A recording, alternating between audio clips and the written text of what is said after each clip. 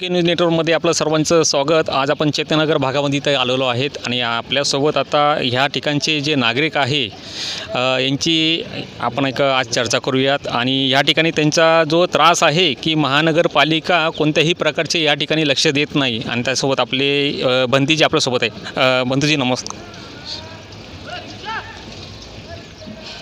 महानगरपालिका आयुक्त साहेबांना एक नम्र अशी विनंती आहे की या नगरामध्ये बुद्धविहार आहे, त्या बुद्धविहाराच्या परिसरामध्ये स्वच्छता राहावी हेच आमचं ध्येय आहे।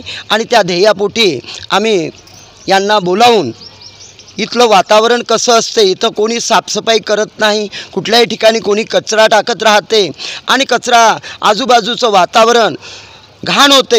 इथलं वातावरण बुद्धविहाराच्या परिसरातलं वातावरण स्वच्छ आणि स्वच्छ राहावं हीच मनपा आयुक्तांना नम्र विनंती आहे। याच्या पहिले आपण काही निवेदन वगैरे अर्ज वगैरे दाखल केलेले आहेत का? बरेच वेळा आम्ही फोन करून सांगतो, त्यांना बोलावून घेतो, ते येतात आणि काय करायचं थोडं बहुत काही करतात आणि निघून जातात।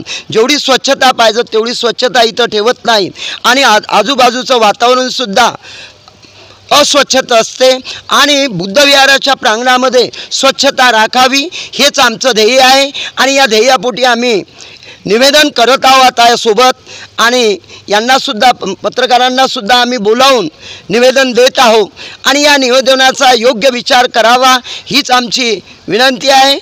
जय भीम, जय बुद्ध, जय भारत। छत्रपती संभाजीनगरमधून के न्यूज नेटवर्क, किरण खरे।